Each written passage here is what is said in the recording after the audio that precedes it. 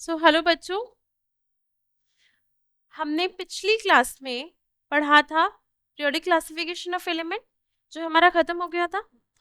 आज हम जो शुरू करेंगे एक नया चैप्टर का नाम है carbon and its compound. Chapter है कार्बन एंड इट्स कंपाउंड। देखो, हमने पीरियोडिक क्लासिफिकेशन ऑफ एलिमेंट जब चैप्टर पढ़ा तो हमने पीरियोडिक टेबल का जिक्र किया था। तो हमने वहां पे पीरियोडिक टेबल में बहुत सारे एलिमेंट्स का जिक्र किया। हमारे पास टोटल कितने एलिमेंट्स है पीरियोडिक टेबल में?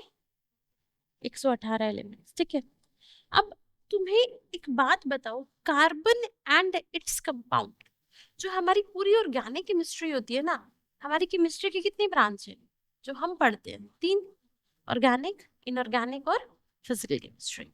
अब ऑर्गेनिक, इनऑर्गेनिक और फिजिकल केमिस्ट्री आप देखेंगे कि जो पूरी की पूरी ऑर्गेनिक केमिस्ट्री है ना, वो किस पे बेस्ड है? कार्बन। मतलब कार्बन में कोई तो ऐसी खास बात होगी कि कार्बन की जो केमिस्ट्री है, पूरी की पूरी ऑर्गेनिक केमिस्ट्री हमारी कार्बन पे बेस्ड है। मतलब कार्बन के कंपाउंड्स इतने सारे एग्जिस्ट करते हैं। तो अगर मेरे कार्बन के कंपाउंड एग्जिस्ट करते हैं तो पहली बात तो ये आती है, कार्बन बॉन्ड कैसे बनाते हैं? क्या बात पता है? देखो, अगर मैं बात करूं बॉन्डिंग इन कार्बन कंपाउंड्स की, कि कार्बन बॉन्ड बना कैसे रहा है। कार्बन का एटॉमिक नंबर कितना होता है? 6। कंफ्यूज होना पड़ रहा है, सोचना पड़ता है कार्बन का एटॉमिक नंबर बताने के लिए भी। एटॉमिक नंबर जो होता है कार्बन का, आई विल से कि एटॉमिक नंबर है Z is equals to 6 for carbon. ऐसा ही है।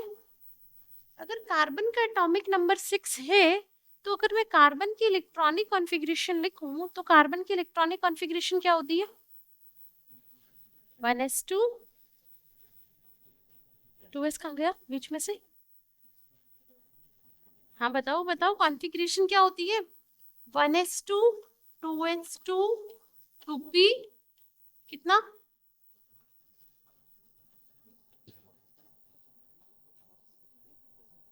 कंफ्यूजन, कितने इलेक्ट्रॉन रह गए? अरे 1s2, 2s2, 2p2 ना, 6 होता है ना एटॉमिक नंबर। अब इससे मुझे बताओ, इसके वैलेंस शेल में कितने इलेक्ट्रॉन है? वैलेंस शेल की बात करूं तो n बराबर 2 इसकी वैलेंस शेल होगी। अब इसके वैलेंस शेल इलेक्ट्रॉन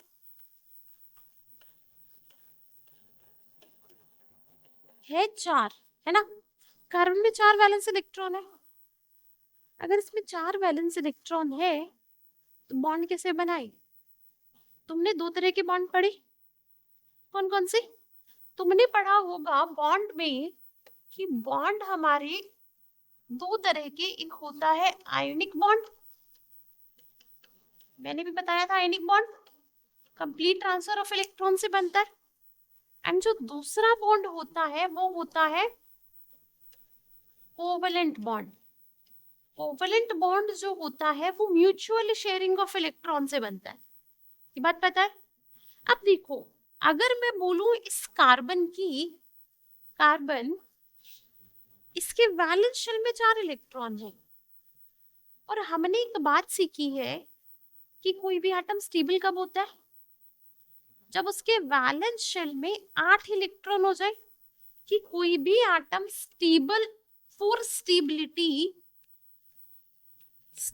के लिए क्या चाहिए? स्टेबिलिटी का रूल है ऑक्टेट कंप्लीशन, यही होती है ना। ऑक्टेट कंप्लीशन का मीनिंग क्या है? कि वैलेंस शेल कंटेन्स कितने इलेक्ट्रॉन? Contains 8 electron. बट अगर मैं बात करती हूँ हाइड्रोजन की, हाइड्रोजन में क्या होता है? ट्यूपलेट कंप्लीट होता है। मतलब हाइड्रोजन अपनी नियरेस्ट नोबल गैस, हाइड्रोजन की नियरेस्ट नोबल गैस कौन सी होती है? हीलियम। हीलियम का एटॉमिक नंबर 2। तो हाइड्रोजन जो होता है नियरेस्ट नोबल गैस, मतलब हीलियम की कॉन्फ़िगरेशन अटेन करता है, तो उसकी वैलेंस शेल में कितने इलेक्ट्रॉन आ जाते हैं? 2। तो उसे क्या बोलते हैं? उसका ड्यूप्लेट कंप्लीशन। मतलब valence shell containing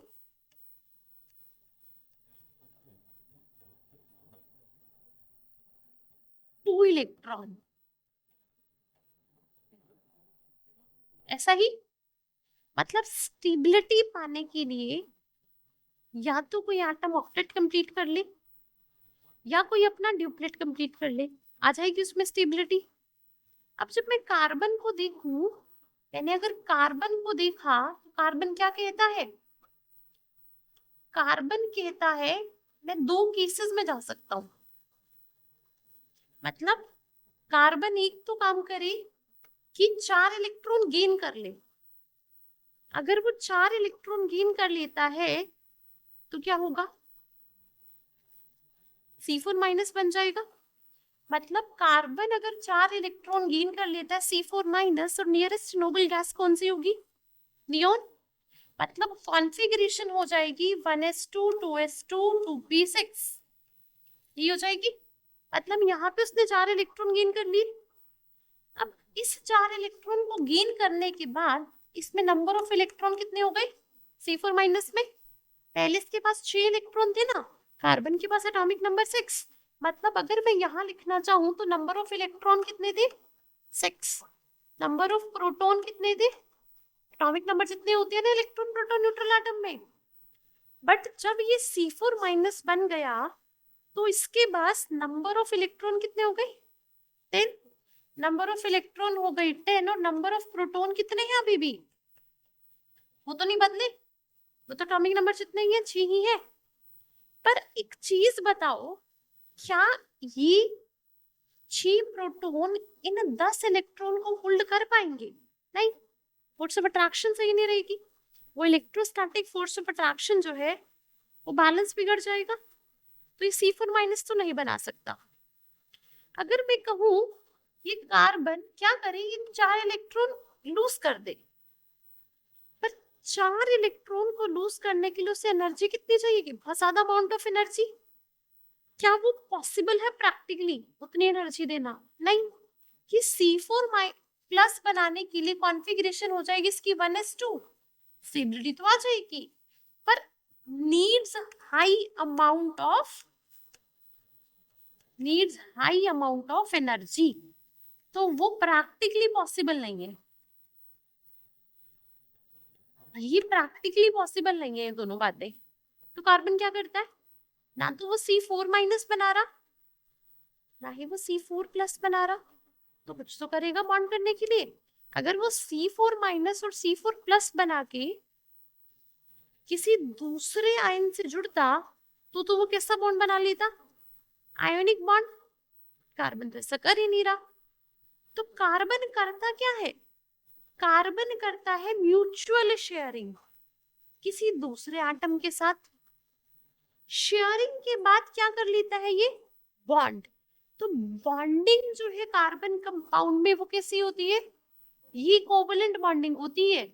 carbon compound में जो बॉन्डिंग होती है वो ये बॉन्डिंग होती है, कोवलेंट बॉन्डिंग। और हमें पता है कोवलेंट बॉन्ड क्या होता है? The bond formed by mutual sharing of electron, वही होता है। ये बात हम समझ गए हैं कि जो कार्बन है ना तो वो 4 इलेक्ट्रॉन दे सकता, ना ही वो 4 इलेक्ट्रॉन गेन कर सकता, क्योंकि वो दोनों चीजें प्रैक्टिकली पॉसिबल नहीं हो रही थी। तो कार्बन ने क्या कहा कि जो बॉन्ड बनाया वो बनाया from sharing of electron, sharing of electron. और कौन सा बॉन्ड बना दिया? Covalent bond. तो अगर क्वेश्चन आए आपसे कि कार्बन के कंपाउंड कैसे होते हैं, आयनिक, बात समझ आ गई एक बार? अब देखो ये बात तो हम सीख गए कि कार्बन जो होता है वो कोवलेंट बॉन्ड करता है, आयोनिक नहीं करता। अब अगर मुझे कार्बन कंपाउंड को पढ़ना है, जैसे मीथेन है, इथेन है, अभी सीखेंगे हम, इन कंपाउंड के स्ट्रक्चर्स लिखने पड़ेंगे। उससे पहले कुछ बेसिक एग्जांपल कर लेते हैं। जैसे हाइड्रोजन है, इसका स्ट्रक्चर कैसे बनता है? तो एक नोटेशन आती है, उसे बोलते हैं लुईस डॉट स्ट्रक्चर्स। क्या है? Lewis dot structure. तो पहले तो मुझे बताओ लुईस सिंबल क्या होता है? तो वो डॉट रिप्रेजेंट क्या करती है? Valence electron. तो अगर मैं बात करूं जैसे लुईस सिंबल की, let's suppose hydrogen, hydrogen hydrogen के कितने वैलेंस इलेक्ट्रॉन है? 1। तो हम क्या करते हैं, इन वैलेंस इलेक्ट्रॉन को दिखाने के लिए क्या लगा देते हैं? एक डॉट, या हम क्रॉस लगा सकते हैं। कोई कोई बुक्स ऐसे भी देती है कि H क्रॉस, ये भी क्या दिखा रहा है? वैलेंस। मतलब सिंबल्स क्या होते हैं? Used to represent the valence electron. अगर मैं तुमसे बोलूं क्लोरीन, क्लोरीन में कितने वैलेंस इलेक्ट्रॉन होते हैं? 7। अगर क्लोरीन में 7 वैलेंस इलेक्ट्रॉन है तो उन्हें कैसे दिखाओगे? 1 2 3 4 5 6 7। अगर मैं तुमसे बोलूं, मेरे को बताओ नाइट्रोजन, नाइट्रोजन में कितने वैलेंस इलेक्ट्रॉन होते हैं? 5। 1s2 2s2 2p3, ये तो होती है ना कॉन्फ़िगरेशन। 2s और 2p के इलेक्ट्रॉन ही तो वैलेंस होंगे 5। तो इसमें 5 वैलेंस इलेक्ट्रॉन कैसे दिखाते हो? 1 2 3 4 एंड 5। ऑक्सीजन में कितने होते हैं? 6। तो अगर तुम्हें ऑक्सीजन बनाना पड़े तो ऑक्सीजन के वैलेंस 1 2 3 4 5 6 ऐसे बनाते। सो बेसिकली जो ये डॉट है ये क्या रिप्रेजेंट कर रही है? किसी भी एटम की वैलेंस इलेक्ट्रॉन को। अब अगर मैं बात करूं तुमसे हाइड्रोजन की, मैं तुमसे किसकी बात कर रही हूँ? हाइड्रोजन की। तो हाइड्रोजन बनता है म्यूचुअल शेयरिंग ऑफ इलेक्ट्रॉन से। हाइड्रोजन का एटॉमिक नंबर होता है 1 एंड कॉन्फ़िगरेशन है 1s1। तो इस हाइड्रोजन को बेटा कितने इलेक्ट्रॉन चाहिए? ये हाइड्रोजन क्या करेगा? अपना ड्यूप्लेट कंप्लीशन करेगा। तो ड्यूप्लेट कंप्लीट करने के लिए हाइड्रोजन को चाहिए एक इलेक्ट्रॉन और। तो अगर इसे एक इलेक्ट्रॉन और चाहिए तो या तो ये H माइनस बना दे, इसे से शेयर करके मॉलिक्यूल बना दे। तो हाइड्रोजन क्या करता है, एक हाइड्रोजन ये है, दूसरा हाइड्रोजन ये है। अब हाइड्रोजन के वैलेंस इलेक्ट्रॉन आप ऐसे रिप्रेजेंट कर रहे हो लुईस डॉट सिंबल की हेल्प से। अब मैंने कहा जो आपकी कोवलेंट बॉन्ड होती है, कोवलेंट बॉन्ड बनता है by mutual sharing of electron, कि अगर ये हाइड्रोजन इस हाइड्रोजन के साथ इलेक्ट्रॉन की शेयरिंग कर ले तो बॉन्ड किससे बनता है? कोवलेंट। तो हाइड्रोजन ये क्या करता है, इस हाइड्रोजन के साथ इसने इस हाइड्रोजन का एक इलेक्ट्रॉन शेयर कर लिया और इस हाइड्रोजन ने इस हाइड्रोजन से एक इलेक्ट्रॉन शेयर कर लिया। अब जो ये है यहाँ पे देखो, ये जो कॉमन इलेक्ट्रॉन डेंसिटी है ये क्या कहलाती है? Shared electron pair. ये आपकी क्या है? Shared electron density.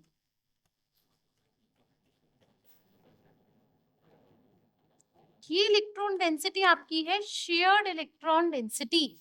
मतलब ये इलेक्ट्रॉन इस हाइड्रोजन का भी हिस्सा है, ये इलेक्ट्रॉन इस हाइड्रोजन का भी हिस्सा है। तो मतलब इससे जो बॉन्ड बना वो क्या बना? Hydrogen bond. क्या बात समझ आई? और हम सबको ये बात पता है कि एक बॉन्ड में कितने इलेक्ट्रॉन आते हैं? क्लियर है? तो ये क्या बना? H2, हाइड्रोजन और हाइड्रोजन का बॉन्ड। क्लियर? इसी को बोलते हैं H2 मॉलिक्यूल। क्या ये बनाना समझ आ गया H2 कैसे बनता है? अगर H2 समझ आ गया तो मूव करे क्लोरीन पे। क्या क्लोरीन ट्राई करना चाहोगे? देखो अगर मैं बात करती हूँ क्लोरीन मॉलिक्यूल, क्लोरीन में कितने वैलेंस इलेक्ट्रॉन है? 7। मतलब क्लोरीन का एटॉमिक नंबर होता है 17। कॉन्फ़िगरेशन क्या होती है? 1s2 2s2 6 3s2 3p5, ये तो होती है कॉन्फ़िगरेशन। सीख जाओ। मतलब इसके पास जो ये वैलेंस में इलेक्ट्रॉन है, कितने वैलेंस इलेक्ट्रॉन है? 7। चेक। तो इसको ऑक्टेट कंप्लीशन के लिए कितने इलेक्ट्रॉन की रिक्वायरमेंट है? 1 इलेक्ट्रॉन की।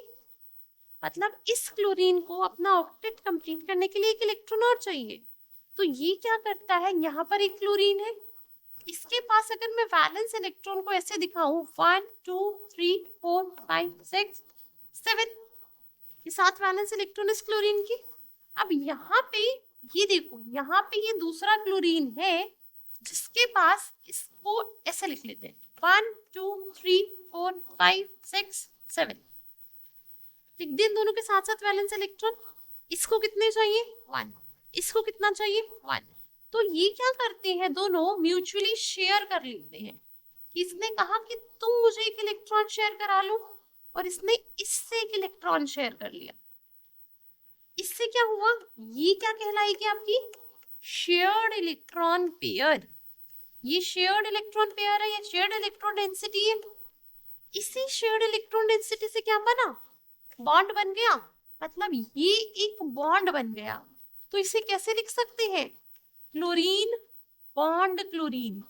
और हमेशा याद रखना, वीक बॉन्ड को बनने के लिए कितने इलेक्ट्रॉन चाहिए होते हैं? 2। मतलब 1 बॉन्ड कितने? 2 इलेक्ट्रॉन और 1 इलेक्ट्रॉन पेयर। ये बात बहुत ध्यान से याद रखना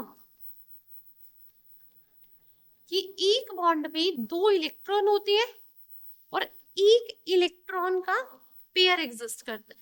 क्लियर है बात? तो क्लोरीन कैसे बना कि जब एक क्लोरीन ने दूसरी क्लोरीन के साथ एक एक वैलेंस इलेक्ट्रॉन को शेयर किया, तो बॉन्ड बन गया क्लोरीन और क्लोरीन का। क्लियर है?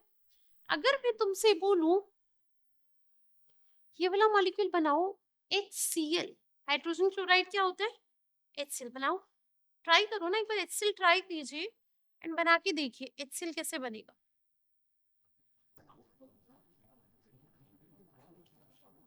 HCl है ना, इसमें कौन कौन से एटम इन्वॉल्व है? एक हाइड्रोजन और एक क्लोरीन, ये इन्वॉल्व है। तो यहाँ पर एक हाइड्रोजन इन्वॉल्व है और दूसरा क्लोरीन इन्वॉल्व है। हाइड्रोजन के पास कितने वैलेंस इलेक्ट्रॉन है? 1। हाइड्रोजन के पास है एक वैलेंस इलेक्ट्रॉन और क्लोरीन के पास कितने हैं? 7। 1 2 3 4 5 6 7। हाइड्रोजन को कितने चाहिए? एक चाहिए।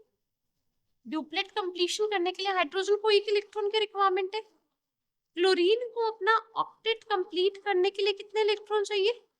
1। तो क्लोरीन इस हाइड्रोजन से एक इलेक्ट्रॉन को शेयर कर लेता है। तो ये क्या कहलाएगी इसकी?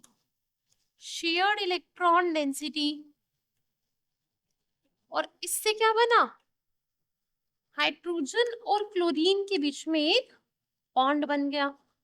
क्या बात समझ आई? क्या स्ट्रक्चर्स क्लियर है? अगर मैं तुमसे बोलूं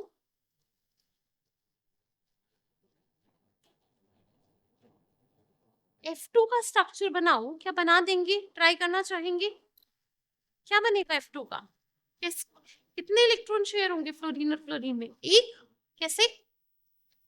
ये एक फ्लोरीन है, ये दूसरा फ्लोरीन है, और फ्लोरीन के पास कितने वैलेंस इलेक्ट्रॉन होते हैं? बात पता है सबको? फ्लोरीन का भी एटॉमिक नंबर कितना होता है? 9। कॉन्फ़िगरेशन क्या होती है? 1s2 2s2 2p5 ना, 4 और 5 9। तो इसको कितने इलेक्ट्रॉन के चाहिए? एक चाहिए। तो मतलब इसके वैलेंस इलेक्ट्रॉन है 7। 1 2 3 4 5 6 7, यही है 1 2 3 4 5 6 7। और दूसरे फ्लोरीन के पास भी 7 है, 1 2 3 4 5 6 7। दोनों एक एक वैलेंस को शेयर कर लेते हैं। तो जब ये वैलेंस इलेक्ट्रॉन शेयर करते हैं तो ये बॉन्ड ऐसा कुछ बन जाता है। तो इससे क्या बनता है? Fluorine bond fluorine. देखो ध्यान से एक चीज, अगर मैं यहाँ बात करूं, ये इलेक्ट्रॉन थे, ये जो इलेक्ट्रॉन है बॉन्ड में पार्टिसिपेट नहीं कर रही, बॉन्डिंग में पार्टिसिपेट नहीं कर रही। मैंने कहा कि जो ये वाले इलेक्ट्रॉन है आपकी, ये वाले इलेक्ट्रॉन है ये बॉन्डिंग में पार्टिसिपेट नहीं कर रहे। मतलब ये इलेक्ट्रॉन जो बॉन्डिंग में पार्टिसिपेट नहीं करते हैं उनको क्या बोलते हैं, लॉन पेयर। तो अगर मैं आपसे बात करूं, इस फ्लोरीन के पास कितने लॉन पेयर है, 3। इस फ्लोरीन के पास कितने लॉन पेयर है, 3। ये बात समझ आई। या नॉन बॉन्डिंग इलेक्ट्रॉन भी बोल देते हैं, जो इलेक्ट्रॉन बॉन्डिंग में पार्टिसिपेट नहीं करता। क्या ये बात क्लियर हुई? लुईस डॉट रिप्रेजेंटेशन क्लियर है हमें? तो ये तो था आपका कि बॉन्डिंग जो है वो लुईस डॉट कैसे होगी, Lewis dot representation, Lewis dot structures कैसे बनाएंगे। जरा एक क्वेश्चन देखेंगे, एनएससी जेएस में होगा क्वेश्चन। देखो क्वेश्चन क्या कहता है, which of the following Lewis dot structure best represent the structure of peroxide of sodium peroxide? कौन सा आंसर होना चाहिए? पेरोक्साइड क्या होता है, रेडॉक्स में सीखा था, O2 माइनस, बिल्कुल सही। मतलब this is O2 minus. Sodium peroxide मतलब Na2O2, ये हो जाएगा। अब मतलब सोडियम ने अपना एक वैलेंस इलेक्ट्रॉन इस ऑक्सीजन को दे दिया होगा, तो क्या बन गया, O2 माइनस। क्लियर है? अब देखो हमारे पास अगर मैं बात करूं इसका लुईस डॉट स्ट्रक्चर बनाना है तो कैसे बनेगा, इसको ऐसे लिख लें कि ये एक ऑक्सीजन है, ये दूसरा ऑक्सीजन, दो ऑक्सीजन है ना। ऑक्सीजन के पास कितने वैलेंस होते हैं, 1s2 2s2 2p4। तो अगर मैं बात करूं ऑक्सीजन का एटॉमिक नंबर कितना होता है, 8। तो कॉन्फ़िगरेशन होती है 1s2 2s2 2p4। अब मुझे बताओ कितने वैलेंस होते हैं, 4 तो नहीं होते। बात बताओ तुम मुझे, वैलेंस शेल क्या है, n बराबर 2 इसके वैलेंस शेल है ना। n बराबर 2 में इसके पास 2s भी है 2p भी है। तो मैंने शेल में पूछे, मैंने सब शेल की बात थोड़ी की। वैलेंस इलेक्ट्रॉन उन इलेक्ट्रॉन को बोला जाता है जो सबसे बाहर वाली शेल में प्रेजेंट होते हैं। ये बात क्लैरिटी समझ आ गई? तो मतलब बाहर वाली शेल है n बराबर 2, मतलब उसमें 2s और 2p दोनों आते हैं। तो 2s में 2 इलेक्ट्रॉन, 2p में 4 इलेक्ट्रॉन, तो टोटल कितने, 4 नहीं 6। समझ आ गई बात? अब मतलब ऑक्सीजन के पास जो वैलेंस इलेक्ट्रॉन है वो है 6। 1 2 3 4 5 6। इसके पास भी 1 2 3 4 5 6। अब इसको 2 इलेक्ट्रॉन और मिले, किससे मिले, 2 सोडियम से। तो इसको मैं ऐसे रिप्रेजेंट कर सकती हूँ, देखो जरा कि ये एक इसको मिला, एक इसको मिला, तो मिले ना, एक ऑक्सीजन को डिवाइड कर दो। तो अब ऑक्सीजन क्या कहेगी कि ये इसको एक और चाहिए, F2 वाला केस हो गया ना, O2 माइनस F2 वाला केस हो गया कि इसको भी एक इलेक्ट्रॉन चाहिए ऑक्टेट के लिए, क्योंकि 6 इसके पास थे, एक सोडियम से आ गया 7, कितने चाहिए होते, 8। तो इसने इस ऑक्सीजन से एक इलेक्ट्रॉन शेयर कर लिया, इस ऑक्सीजन ने इस वाले ऑक्सीजन से शेयर कर लिया, तो मतलब कुछ ये बन गया। तो मतलब ऐसे लिख सकते हैं O सिंगल बॉन्ड, ठीक है। और कितने इलेक्ट्रॉन रह गए साइड में, 6, 1 2 3 4 5 6, 1 2 3 4 5 6। ऐसा सिंपली एक बात तो मुझे समझ आ गई कि बॉन्डिंग में कितने इलेक्ट्रॉन आएंगे, 2। तो बॉन्डिंग में अगर 2 इलेक्ट्रॉन है तो ये भी गलत और ये भी गलत, ये भी गलत और ये भी गलत, क्योंकि यहाँ पे बॉन्ड में 4, ये भी 4 दिखा रहा है। अब जरा ध्यान से देखना, हमने कहा कि 2 इलेक्ट्रॉन जो सोडियम से आ रहे हैं 2 माइनस के चार्ज वाले, वो एक इसको दिया तुमने, एक उस वाले ऑक्सीजन को। बट यहाँ पे ऊपर और इसमें देखना ई और डी में इसने ई किसको दिया, किसको दिया, फाइन। इसने क्या किया, ये भी तो नहीं हो सकता। समझ गए क्वेश्चन, समझ आया? बहुत इजी क्वेश्चन था, थोड़ा दिमाग लगा रहा। क्लियर है क्वेश्चन? देखो हम एक चीज तो समझ गए कि कोवलेंट बॉन्ड बनता है। कोवलेंट बॉन्ड कितने तरीके का होता है? देखो अगर मैं बात करूं कोवलेंट बॉन्ड की, कोवलेंट बॉन्ड कितने तरीके का होता है? सिंगल कोवलेंट बॉन्ड,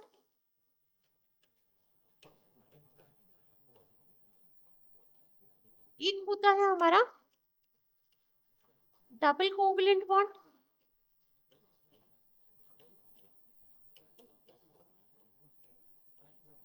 एक हमारा होता है ट्रिपल कोवलेंट बॉन्ड।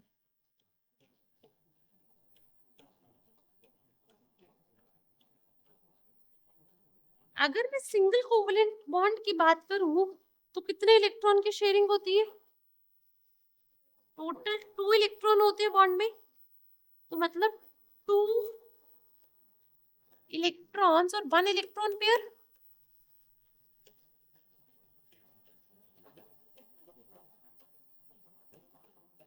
और यहाँ पे कितने होते हैं? 4 इलेक्ट्रॉन्स और 2 इलेक्ट्रॉन पेयर, है ना?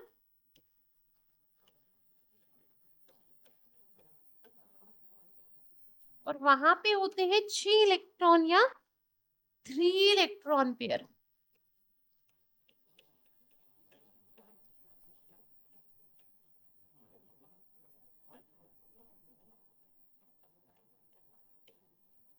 ये बात समझ आई? अब अगर मैं बात करूं सिंगल बॉन्ड की, फॉर एग्जांपल अभी जो हमने किया हाइड्रोजन, फ्लोरीन, क्लोरीन, इन सब में कैसा बॉन्ड होता है? Single covalent. अगर मैं तुमसे बात करूं, मुझे कोई कैसा एग्जांपल बताओ जिसमें डबल कोवलेंट हो। Oxygen for example, oxygen for example, carbon dioxide. अगर ट्रिपल कोवलेंट बॉन्ड की बात की जाए तो कहाँ होगा? जैसे नाइट्रोजन में। अगर इस F2Cl2 इसके तो हमने स्ट्रक्चर सीख लिए ना सबके, अब हमें किसके सीखने हैं? डबल कोवलेंट बॉन्ड के और ट्रिपल कोवलेंट बॉन्ड। ये कैसे बनता है देखो ध्यान से। अगर मैं डबल कोवलेंट बॉन्ड की बात करूं तो डबल कोवलेंट बॉन्ड कैसे बनेगा? एग्जांपल हम ऑक्सीजन से लेके चलते हैं पहले। एक ऑक्सीजन ये है, दूसरा ऑक्सीजन ये, कितने वैलेंस थे? 6। 1 2 3 4 5 6, 1 2 3 4 5 6। एक ऑक्सीजन को ऑक्टेट कंप्लीशन के लिए कितने इलेक्ट्रॉन चाहिए? 2। इस ऑक्सीजन को भी ऑक्टेट कंप्लीशन के लिए 2 इलेक्ट्रॉन की जरूरत है। तो ये ऑक्सीजन क्या करते हैं, आपस में ये 2 इलेक्ट्रॉन शेयर कर लेते हैं। इसने इसके साथ शेयर कर लिया और इसने इसके साथ शेयर कर लिया। जब इन्होंने शेयर किया, देखो कि इन 2 इलेक्ट्रॉन से क्या बना? एक बॉन्ड। इन दो इलेक्ट्रॉन से क्या बना? Second bond. तो बेसिकली जो बॉन्ड बन गया वो आया ऑक्सीजन डबल बॉन्ड ऑक्सीजन, ये बना ना, ऑक्सीजन डबल बॉन्ड ऑक्सीजन। अब देखो एक चीज और सीखना है यहाँ पर पहले ये रिप्रेजेंट कर लो 1 2 3 4 1 2 3 2। अब जब हमने एक सिंगल बॉन्ड बनाया था, हमने ये बॉन्ड बनाया था हाइड्रोजन बॉन्ड हाइड्रोजन का, ये सिंगल बॉन्ड था, सिंगल बॉन्ड। तो जो ये पहला जो बॉन्ड होता है ना बेटा, हमेशा होता है सिग्मा बॉन्ड। कैसा होता है? सिंगल बॉन्ड मतलब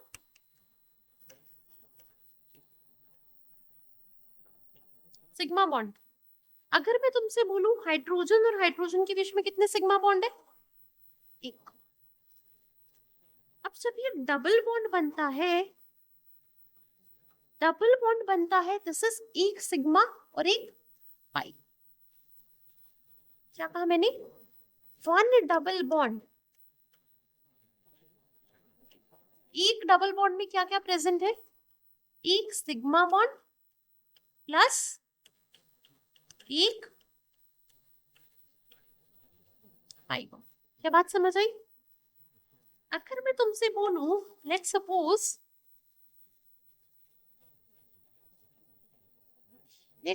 CO2,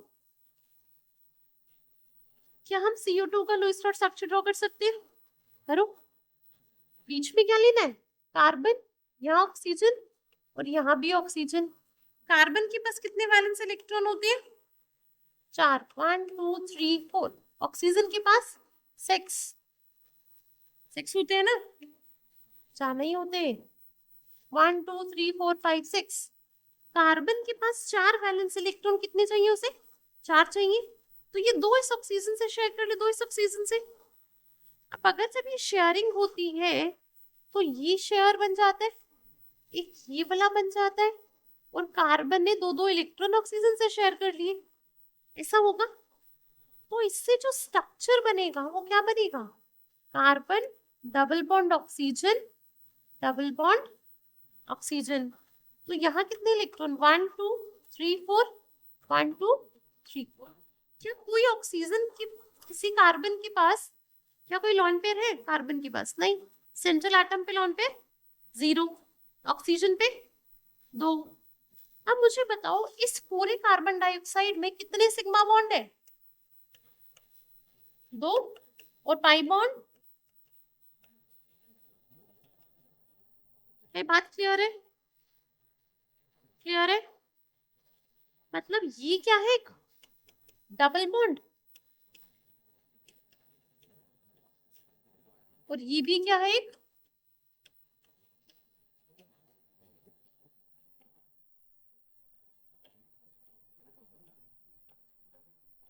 क्लियर? बात समझ आई? ये चीज बॉन्डिंग में सीखोगे कि कैसे बनाए सिग्मा, कैसे बनाए pi. Next is triple bond. बनाना एक बार ट्रिपल बॉन्ड। किसका किसका एग्जांपल बनाओगे? N2 बनाओ। N2 में नाइट्रोजन के पास कितने वैलेंस इलेक्ट्रॉन होते हैं? 5। और उसे कितने चाहिए? 3। बनाओ एक बार, ट्राई करो।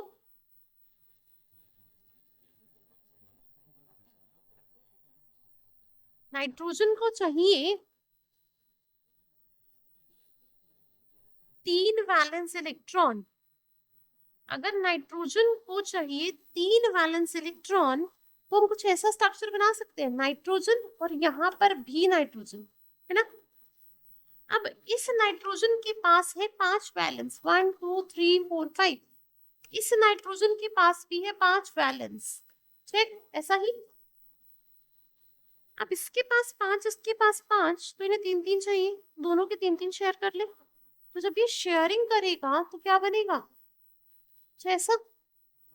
मतलब this is nitrogen triple bond, ऐसा। अब मुझे बताओ इसके पास कितने सिग्मा है और कितने पाई है?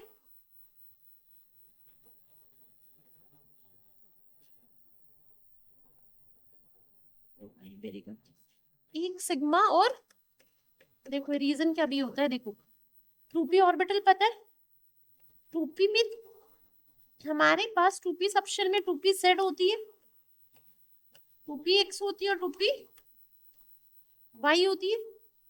बॉन्डिंग में तुम सीखोगे एक चीज कि जो ये 2p z है ना, ये सिग्मा बनाती है। ये 2p x और 2p y क्या बनाती है?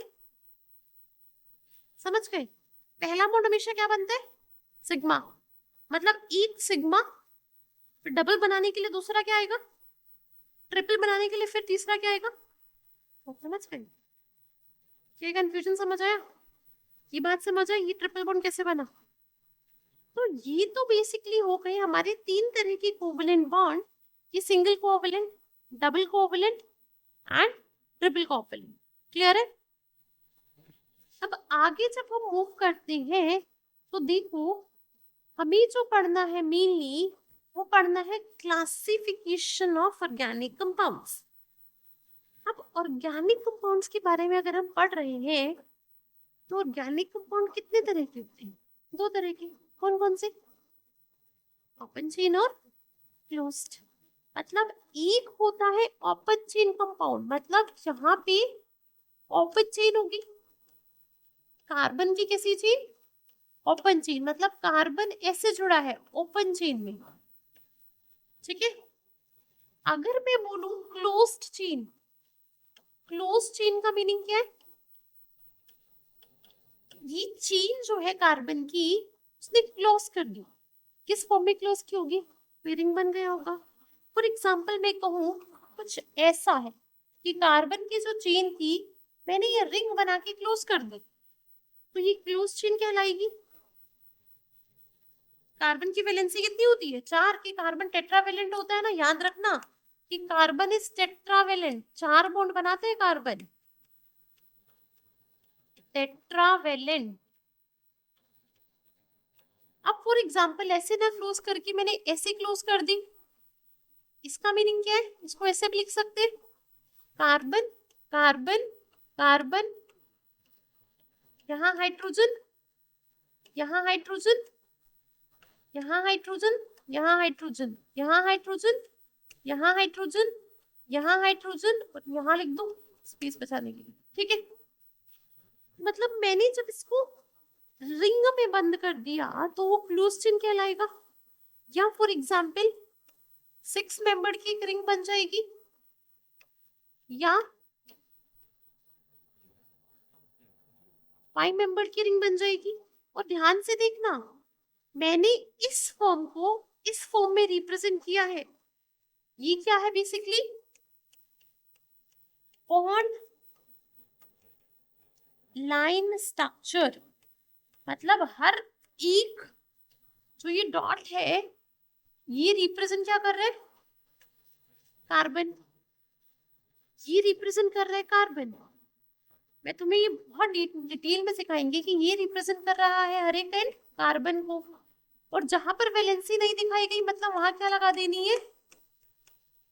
हाइड्रोजन, ठीक है। ये हाइड्रोजन आ जाएगी। अगर मैं तुमसे बोलूं फॉर एग्जाम्पल, देखो अगर मैं तुमसे बोलूं मुझे बॉन्ड, मुझे इसका बना के दिखाओ बॉन्ड, ये CH3 है, इसका बॉन्डिंग कैसे बनेगा? एक कार्बन और दूसरा कार्बन, सिंपल तो है। अगर मैं बोलूं मेरे पास ये है 3 कार्बन है, तो इसका कैसे बनेगा? एक मतलब एक कार्बन ये रहा, एक कार्बन ये रहा, एक कार्बन ये रहा, और तीसरा कार्बन ये रहा। अगर मैं तुमसे बोलूं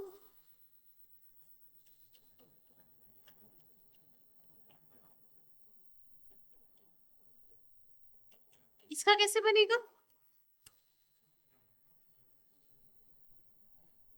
मतलब एक कार्बन ये रहा, एक कार्बन ये रहा, 3, क्या बना लेंगे?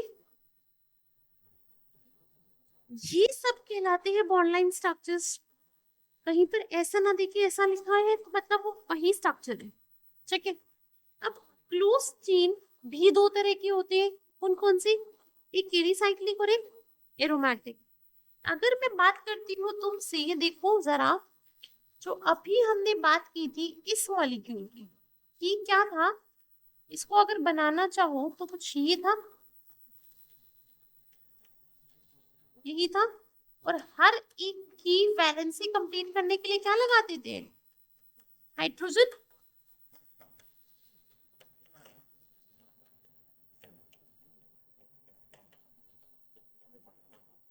यही था मॉलिक्यूल। जब carbon enclosed in a form of a ring तो उसे बोलते हैं एलिसाइक्लिक। बट एक वर्ड होता है आपका एरोमेटिक। एरोमेटिक कंपाउंड कौन से होती है? जिसमें होती है बेंजीन रिंग। ये क्या होती है? इसे बोलते हैं बेंजीन, बेंजीन रिंग बोलते हैं कि compound containing the benzene ring. Benzene में होता क्या है, ध्यान से देखना, पहले double single double single double single, मतलब इसमें होते हैं conjugated double and single bond. तो बेंजीन रिंग के जो कंपाउंड्स होते हैं मोस्टली वो क्या होते हैं, एरोमेटिक। जैसे तुम कुछ कंपाउंड ऐसे देखोगे, लेट्स सपोज कहीं पे ये लिखा मिलेगा, कहीं पे कुछ ऐसे कंपाउंड मिलेंगे तुम्हें जैसे क्लोरोबेंजीन हो गई, इसी को इस फॉर्म में भी रिप्रेजेंट करते हैं। मतलब ऐसे कंपाउंड ना देके वो एक बीच में सर्कल दे देगा, इसका मीनिंग भी क्या है, ये क्या है, बेंजीन है। क्या, तो ऐसे कंपाउंड जो बेंजीन से बने हैं वो क्या होंगे, एरोमेटिक। तुम एक रूल सीखोगे इस एरोमेटिक कंपाउंड का, थोड़े से बड़े हो जाओगे तो 4n+2 पाई इलेक्ट्रॉन। एक हकल बाबा आए थे, उन्होंने एक रूल दिया था 4n+2 पाई इलेक्ट्रॉन। मतलब देखो, n का वैल्यू अगर 1 है तो कितने हो जाएंगे 6 इलेक्ट्रॉन, 6 पाई। यहाँ पे कितने पाई इलेक्ट्रॉन है, 2 4 और 6, 6 पाई है ना।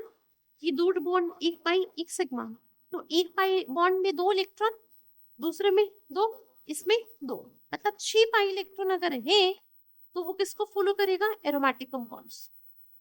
क्लियर, ये बात समझ आई कि क्लोज चेन अगर सिंपल होते हैं अनसैचुरेटेड, मतलब यहाँ पे अगर मैं कहूँ एरोमेटिसिटी ना आए तो वो क्या कहलाएंगे, एलिसाइक्लिक। अगर ये एरोमेटिसिटी आ जाए, मतलब बेंजीन के कंपाउंड आ जाए, तो वो क्या कहलाएंगे, क्लियर है। फॉर एग्जाम्पल बहुत सारे कंपाउंड्स आएंगे, जैसे कहीं पर ये कंपाउंड मिला,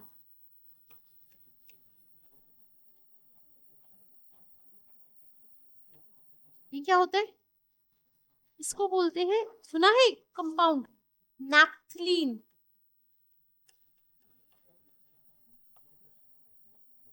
नैप्थलीन नाम सुना था, सब्लिमेशन में सुना होगा सबने। ये होता है नैप्थलीन, ये भी क्या होता है, एरोमेटिक कंपाउंड होता है। कैसा कंपाउंड होता है, एरोमेटिक कंपाउंड होता है। तुमने एक और कंपाउंड सुना होगा एंथ्रासीन करके, नहीं सुना तो आज सुन लो।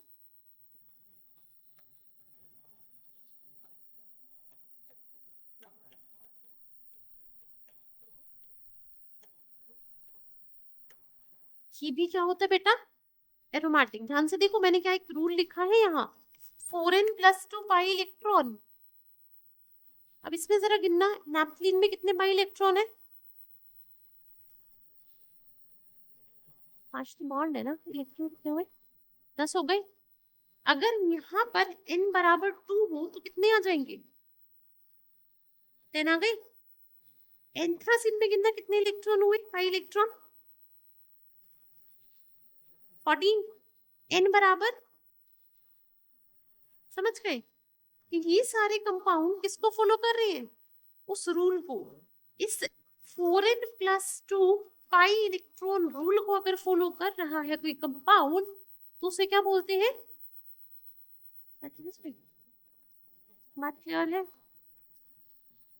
चल, तो इतना हम क्लियर हो गए हैं कि जो हमारे कंपाउंड होते हैं वो ओपन चेन भी होते हैं, क्लोज चेन भी होते हैं। अब जो ये क्लोज चेन में वो एलिसाइक्लिक भी हो सकते हैं और एरोमेटिक भी। तुम कहीं कहीं देखोगे कि जो इससे एलिसाइक्लिक कंपाउंड है उसमें आपके पास कोई हेट्रो एटम भी इन्वॉल्व हो जाता है। हेट्रो एटम मतलब एटम अदर देन हाइड्रोजन और कार्बन को छोड़ के कोई और एटम, जैसे ऑक्सीजन है, नाइट्रोजन है, सल्फर है। फॉर एग्जाम्पल अगर मैं एक बात करूं इस कंपाउंड की, देखो बनाते हैं,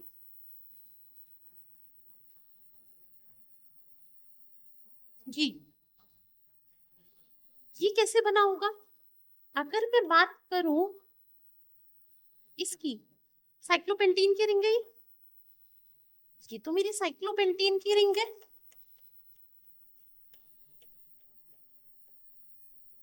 है ना। इस साइक्लोपेंटेन की रिंग में एक कार्बन हटा के मैंने क्या लगा दी है, ऑक्सीजन लगा दी है।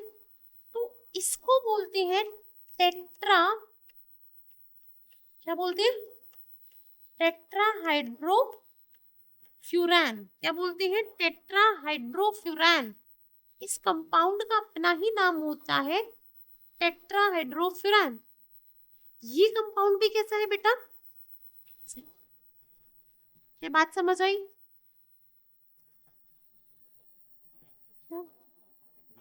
सो बेसिकली हमारे दो तरह के कंपाउंड हो गए क्लोज्ड में, एलिसाइक्लिक एंड,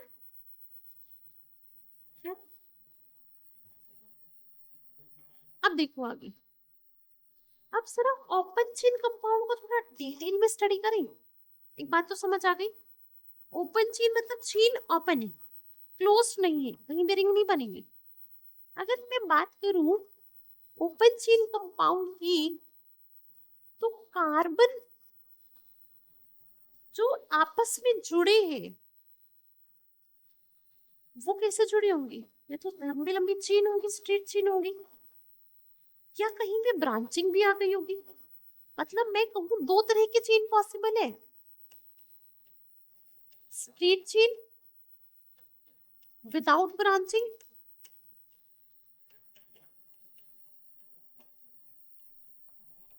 और एक ब्रांच चेन पॉसिबल है ना, एंड स्ट्रेट चेन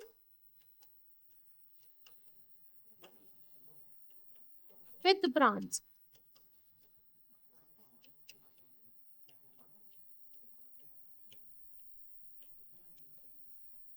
मतलब ऐसा हो सकता है, देखो अगर मैं बात करूं CH3 CH2 CH3 या CH2 CH2,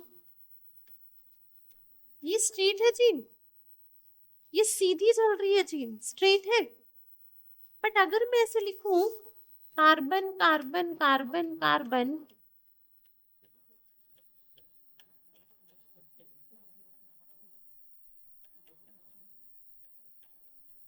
क्या ये स्ट्रेट चेन कहलाएगी। यहां तुमने देखो क्या किया,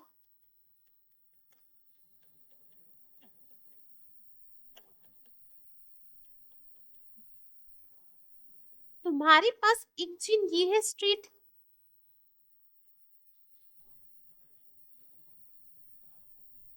तुमने इस कार्बन के साथ ये ब्रांच लगा दी, तुमने इस कार्बन के साथ ये ब्रांच लगा दी, तो ये क्या कहलाएगी, स्ट्रेट चेन विद ब्रांचिंग। मतलब ये जो ऊपर वाली थी ये थी straight chain without branching, and यहाँ पर कितनी ब्रांचेस हैं, दो, मतलब ये है विद ब्रांच।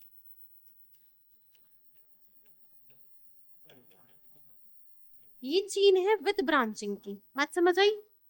तो ओपन चेन, चेन कितनी भी लंबी हो सकती है, can be straight without branching, can be a straight chain with branching. ये बात क्लियर है। तो ओपन चेन हम समझ गए। एक होता है हमारा क्लोज्ड वाला जो हमने अभी पढ़ा कि क्लोज्ड दो तरह का, एक एलिसाइक्लिक और एक एरोमेटिक। मैं कुछ एग्जांपल दूं तुम्हें, देखो फॉर एग्जांपल ये है, ये किसमें कम, इसी से किसमें लोगे, ये कंपाउंड क्या एलिसाइक्लिक है या एरोमेटिक है, एलिसाइक्लिक। तुम ये का मत कंफ्यूज हो जाना कि एरोमेटिक हो सकता है। अगर तुमने ध्यान से देखा हो 4n+2 पाई इलेक्ट्रॉन वाले में n=0 में कितने इलेक्ट्रॉन आएंगे, 2 पाई। इसमें कितने, क्वेश्चन आ सकता है ना डाउट में कि एरोमेटिक भी तो हो सकता है। तुम पढ़ोगे हाइब्रिडाइजेशन में ये कार्बन कैसा है, sp3 हाइब्रिडाइज्ड है, कैसा, sp3। एक और रूल होता है वहां पे कि in aromatic compound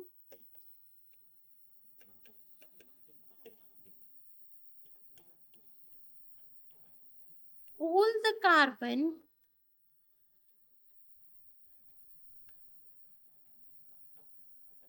should be sp2 hybridized.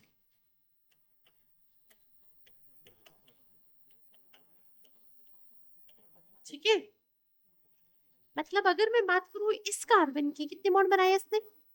4। sp2 में वो बनाता है 3 बॉन्ड, मतलब डबल बॉन्ड होता है वहां पे। इसने कितने बनाए? 3। इसने कितने बनाए? एक डबल बॉन्ड, बॉन्ड पूरे 4 है, बट एक डबल 3 सिंगल, यहाँ पे 4 सिंगल। बात समझ आ गई? जहां पे भी कार्बन के 4 सिंगल बॉन्ड आ जाए मतलब वो sp3 हाइब्रिडाइज्ड है। यहाँ पे कार्बन के कितने बॉन्ड है सिंगल? 1 2 3, मतलब 3 सिग्मा बॉन्ड। 1 2 2 कार्बन के साथ, एक हाइड्रोजन के साथ। ऐसा ही तो होगा ना, ये कैसा दिखेगा? कि ये ऐसा दिखेगा, यहाँ एक हाइड्रोजन, बैलेंस से पूरी करने के लिए एक हाइड्रोजन। तो मतलब ये एक सिग्मा, ये दूसरा सिग्मा, ये तीसरा सिग्मा, और ये कैसा बॉन्ड? समझे? बट अगर मैं इस कार्बन की बात करती ना, इस कार्बन की बात करते, तो इसमें एक हाइड्रोजन, एक हाइड्रोजन, मतलब ये सिग्मा, ये सिग्मा, ये सिग्मा, ये सिग्मा। बात समझ गए? sp3 sp2 का डिफरेंस। जब तुमने मेरी बेंजीन दिखाई थी,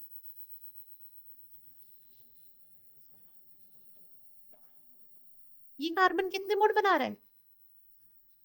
हाइड्रोजन होता है ना यहाँ पे, C6H6 होती है ना, मतलब बेंजीन कुछ ऐसी होती है। देखो कार्बन कैसे, हाइब्रिडाइजेशन कितनी है हर कार्बन की? sp2 है ना। बात समझ गए? अगर मैं इस मॉलिक्यूल की जो तुमसे अभी डिस्कस किया,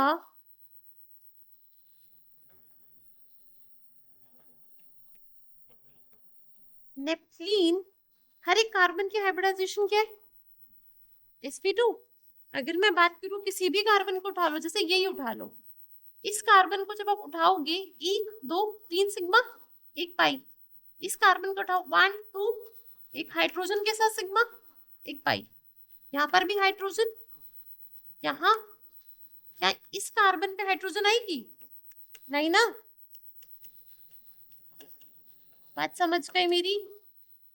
एरोमेटिक और एलिफेटिक का डिफरेंस क्लियर हो गया? अगर मैं तुमसे बोलूं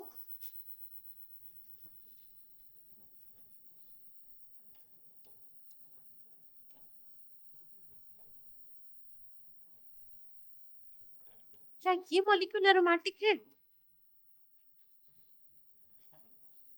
है ना? बेंजीन के तो डेरिवेटिव है।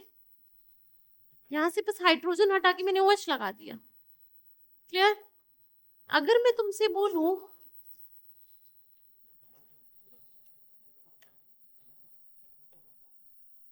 क्या ये एरोमेटिक है?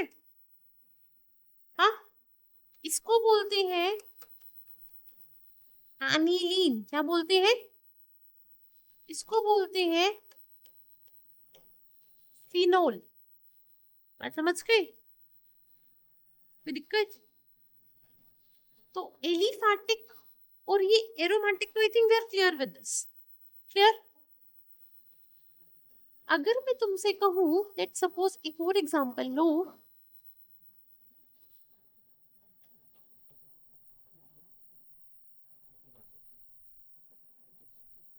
क्या ये एरोमेटिक है? जी हो ना, कार्बन sp2 हो ना।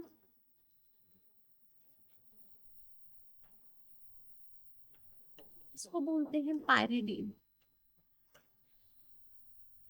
समझ गए? क्लियर है?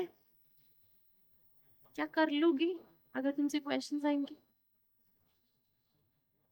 क्लियर? आगे बढ़ जाए?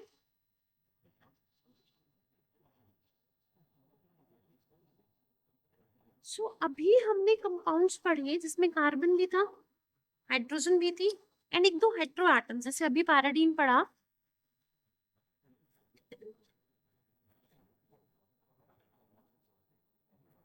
उसमें कौन सा हेट्रो एटम था? नाइट्रोजन। टेट्राहाइड्रोफेरान पढ़ा, उसमें कौन सा हेटेरो एटम था? ऑक्सीजन। बट हमारे पास compound containing only hydrogen and carbon, उनको क्या बोलते हैं? हाइड्रोकार्बन। तो मतलब अगर मैं हाइड्रोकार्बन की डेफिनेशन लिखूं, हाइड्रोकार्बन्स क्या होते हैं? कंपाउंड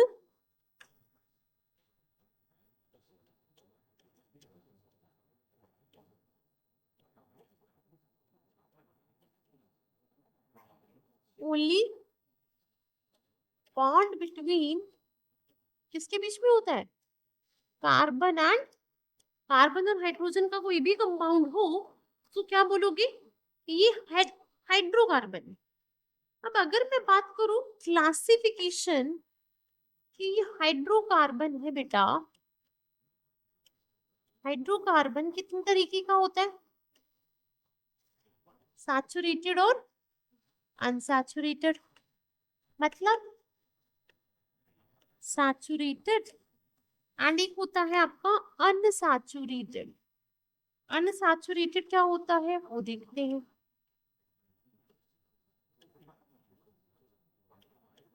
देखो, एक वर्ड आता है सैचुरेशन। क्या? सैचुरेशन मतलब कहीं पर डबल बॉन्ड, ट्रिपल बॉन्ड अगर आ गया है, मतलब वो कैसा बन गया? या कहीं पर रिंग आ गई तो भी क्या बन गया?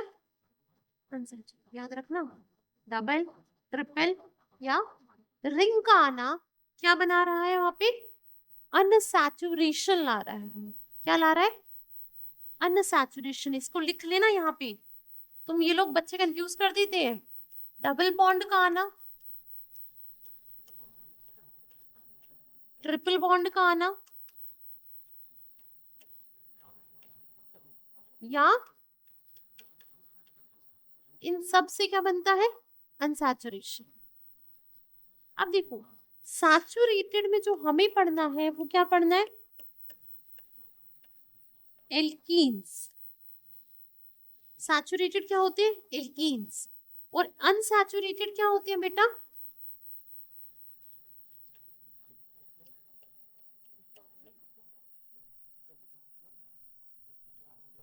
Alkenes and alkynes. अब जो ये एल्कीन होते हैं इसका मीनिंग क्या? कार्बन और कार्बन के बीच में कैसा बॉन्ड प्रेजेंट है? Single bond. मतलब ये जो है बॉन्ड वो सिंगल बॉन्ड है बिटवीन कार्बन एंड कार्बन। यही होता है। अब इसका जो जनरल मॉलिक्यूलर फॉर्मूला होता है वो क्या होता है? इनका जो जनरल मॉलिक्यूलर फॉर्मूला होता है वो होता है CnH2n plus 2। CnH2n+2। For example अगर इनकी वैल्यू हमारी 1 हो, 0 तो नहीं हो सकती, कार्बन 0 हो जाएगा, होगा ही नहीं बॉन्ड। इनकी वैल्यू 1 तो सबसे छोटा एल्कीन क्या है? मीथेन। सबसे छोटा हाइड्रोकार्बन क्या है? Methane, CH4। मतलब n की वैल्यू 1 रखी तो क्या आया? CH4। n की वैल्यू 2 रखी तो क्या आएगा? C2H6। CnH2 इंटू 2 प्लस 2 मतलब C2H6। C2H6 फिर C3H8 ऐसे। अगर मैं बोलूं तुम्हें एल्कीन तो हो गया।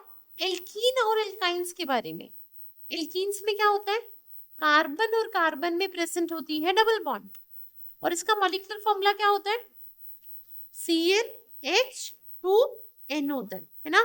कि एल्कीन्स होता है CnH2n+2, एल्कीन होता है CnH2n।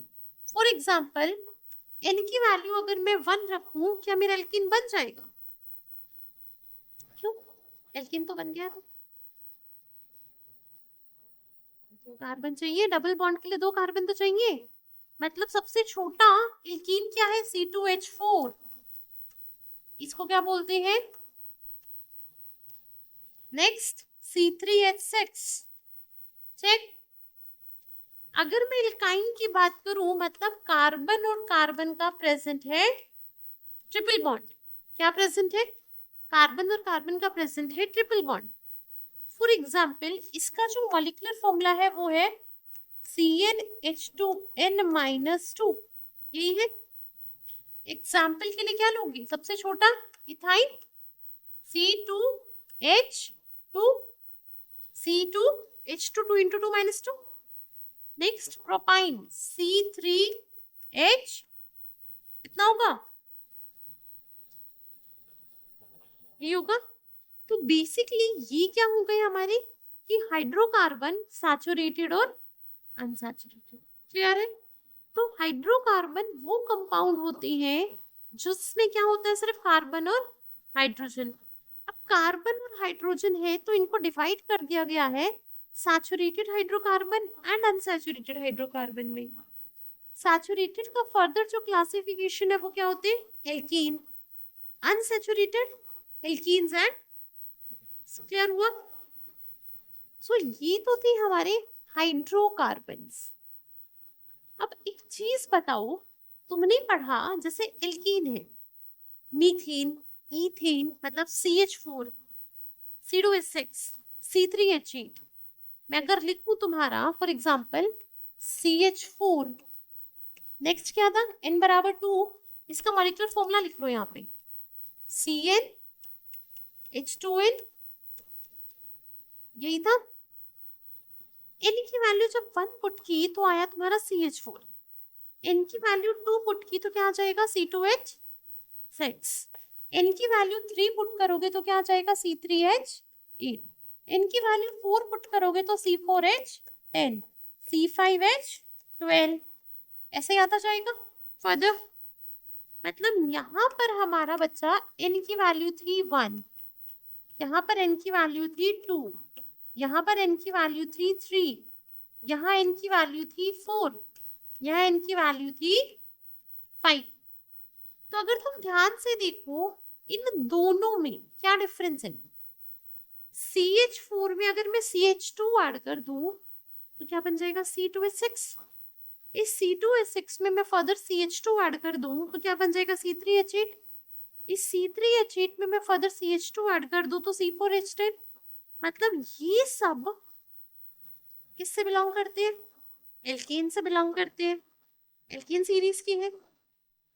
और ये सब मेंबर डिफर कर रहे हैं किससे, इस CH2 यूनिट से, राइट।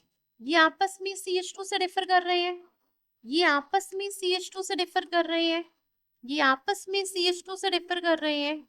मतलब बेसिकली ये सबका अगर मैं कहूँ कॉमन मॉलिक्यूलर फॉर्मूला जानना तो सेम है, बट मॉलिक्यूलर फॉर्मूला बदल रहा है एंड डिफर करती है विद द CH2 यूनिट। तो इस सीरीज को क्या नाम देते हैं हम, फॉर्मूला सीरीज, कि when each member of a group differ by a CH2 unit, clear. अब एक चीज बताओ तुम मुझे कि जितने भी मेंबर इस होमोलोगस सीरीज के हैं क्या उन सबकी केमिकल प्रॉपर्टी बराबर सेम, क्यों, ऐसा क्यों।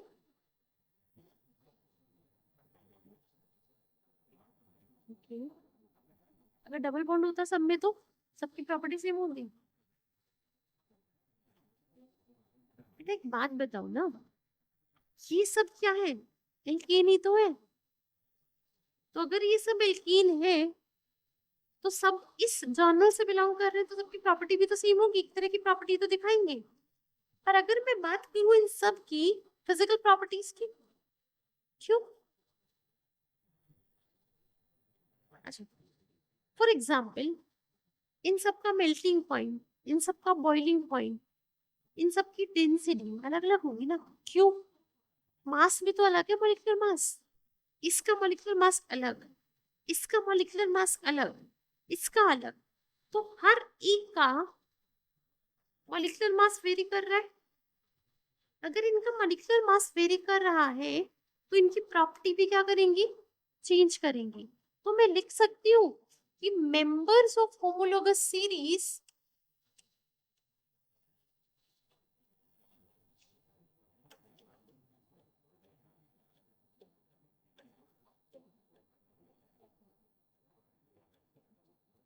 have the same general molecular formula. ये होता है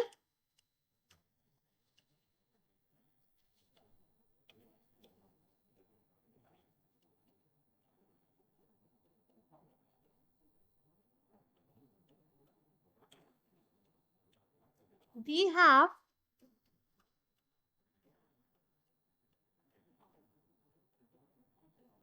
similar chemical property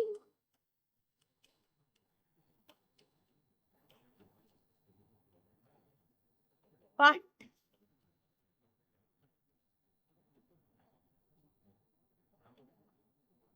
different physical property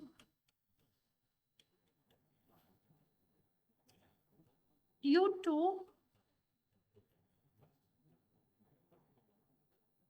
difference in their molecular masses. ये बात समझ आई कि जो भी मेंबर होते हैं होमोलोगस सीरीज के उनकी केमिकल प्रॉपर्टी तो सेम होती है. रीजन क्योंकि मॉलिक्यूलर फॉर्मूला सेम है, बट उनकी फिजिकल अलग हो जाती है क्योंकि उनका मॉलिक्यूलर समझ गए. अगर मैं बात करूं तुमसे homologous series of alkene and alkyne की, अब तुम मुझे एक बात बताओ, जो एल्कीन होते हैं उनका जर्नल मॉलिक्यूलर फॉर्मूला क्या था? CnH2n. नहीं था कि अगर इनकी बात करूं CnH2n, यही था. अगर CnH2n है तो n की वैल्यू जब मैंने 2 रखी, 1 तो नहीं हो सकता, अभी हमने डिस्कस किया, तो मतलब यहाँ C2H4 when n बराबर 2, C3H6 when n बराबर 3, C4H8 when n बराबर 4, C5H10 when n बराबर 5. ऐसा ही है. ये सब डिफर किससे कर रहे हैं? CH2. मतलब C2H4 में मैं CH2 यूनिट ऐड कर दूं, C3H6 बन जाएगा. इस C3H6 में मैं फर्दर CH2 ऐड कर दूं तो क्या बन जाएगा? C4H8. इस C4H8 में मैं CH2 ऐड कर दूं तो क्या बन जाएगा? C5H10. मतलब ये भी सब क्या है आपस में. अगर मैं बोलूं कि लेट सपोज आपसे मैं क्वेश्चन करूं C3H8 की नेक्स्ट होमोलोगस मेंबर, C3H6 का नेक्स्ट होमोलोगस मेंबर बता दो तो क्या आएगा? C3H6 का C4H8 होगा ना. मतलब मैंने जो क्वेश्चन किया कि C3H6 का अगला होमोलोगस मेंबर, मतलब उसमें एक CH2 ऐड कर दो तो क्या आ गया? C4H10. अगर मैं तुमसे क्वेश्चन करूं C5H10 से पहला होमोलोगस मेंबर कौन होगा इसका, CH2 माइनस कर दोगे तो आंसर क्या आ जाएगा? C4H8. बात समझ आ गई? ये क्वेश्चंस कर लोगे होमोलोगस के. अगर मैं तुमसे बोलूं एल्काइन का, तो एल्काइन में जनरल फॉर्मूला क्या होता है एल्काइन का? CnH2n minus 2. यही होता है. जब n बराबर 2 रखोगे तो क्या बन जाएगा? C2H2. मतलब यहाँ n बराबर है 2. n बराबर अगर मैंने रखा 3 तो क्या बन जाएगा? C3H4. अगर मैंने n की वैल्यू 4 पुट की बेटा तो क्या बन जाएगा? C4H6. इन सब में भी आपस में किसका डिफरेंस है? CH2 यूनिट का. ये भी आपस में CH2 से रेफर कर रहे हैं तो ये भी आपस में क्या है? होमोलोगस ट्विंशन. क्लियर? अगर मैं तुमसे बोलूं C3H4 का प्रीसीडिंग होमोलोगस मेंबर बता दो तो क्या आएगा? प्रीसीडिंग की. क्लियर हो गई बात? तो ये होमोलोगस सीरीज समझ आ गई. ये बहुत इंपॉर्टेंट है होमोलोगस सीरीज याद रखना. तो अभी तक हमने जो सीखा वो क्या क्या सीखा? बेसिक, सारा बेसिक सीख गए. कार्बन होता क्या है, बॉन्डिंग कैसे करता है, कुछ कंपाउंड कार्बन की कंपाउंड कैसे होते हैं, कितने तरह के होते हैं, और फिर क्या सीखा हमने? होमोलोगस यानी सीखी। अब तुमने बेंजीन, मैंने एक वर्ड बोला बेंजीन, मैंने एक वर्ड बोला पिरिडीन, मैंने एक वर्ड बोला फिनोल, मैंने एक वर्ड बोला एनिलीन। अच्छे अच्छे वर्ड्स थे ना, सुनने में अच्छे लगे, बहुत अच्छे लगे, सबको सुनने में पसंद आए होंगे। मैंने बोला मीथेन, मैंने बोला इथेन, इथीन, इथाइन, सुनते हो? ब्यूटीन, एलपीजी में सुनते हो ना कि ब्यूटीन होती है गैस। तो ये वर्ड सुनने में तो बहुत प्यारे लग रहे हैं, पर अगर मैं बोलूं आपसे मेरे को ब्यूटीन का स्ट्रक्चर दे दो, अगर मैं बोलूं फिनोल का स्ट्रक्चर दे दो, मतलब ऐसा तो नहीं हो सकता कि कोई कंपाउंड इंडिया में कुछ है, आप चाइना जाए चाइना में कुछ हो, अपनी थीसिस के लिए यूरोप चले जाए, जर्मनी चले जाए, वहां मांगे जाके कि मैम मुझे ब्यूटेन दे दो, उन्हें पता होना चाहिए ना ब्यूटेन क्या है। तो इस प्रॉब्लम को सॉल्व करने के लिए कि there should be a uniformity in name, कि इस कंपाउंड को इस इंडिया में भी यही नाम दिया जाएगा, तो यूएस, यूके, जर्मनी कहीं भी जाओ, ऑल ओवर द वर्ल्ड उस कंपाउंड का वही नाम। तो ये सिस्टम कौन फिक्स करते हैं? आईयूपीएसी। आईयूपीएसी क्या होती है? International union of pure and applied chemistry. कि बेसिकली जो ये आईयूपीएसी है हमारी, this is international union of pure and applied chemistry. ये नॉमेनक्लेचर, मतलब नॉमेनक्लेचर से तुम्हारा नाम रखा गया है, तुम्हारा नाम क्या है? त्रिशा रखा है, हम तुम्हें त्रिशा बुलाते, प्योर नेम से तो नहीं बुला सकते, मेरा नामकरण त्रिशा हुआ है। तो ये नॉमेनक्लेचर बेसिकली किसी भी कंपाउंड की आइडेंटिटी है, right?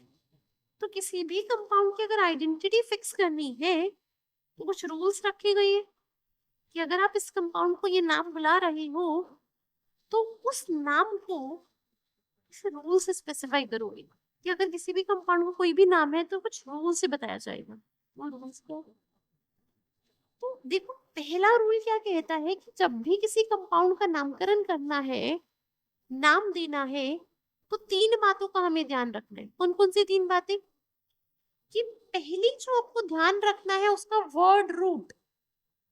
Word root, word root क्या बता रहा है कि जो वो कंपाउंड है उसमें कितने कार्बन है।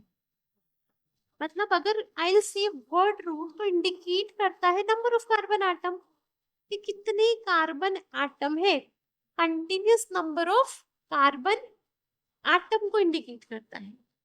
कि अगर मैं बोलूं इथेन, दो कार्बन एटम, प्रोपेन तीन carbon atom, methane one carbon atom, तो मुझे ये कैसे पता लग रहा है 1 2 3? तो बेसिकली मुझे ये सिखा रहा है इसका वर्ड रूट।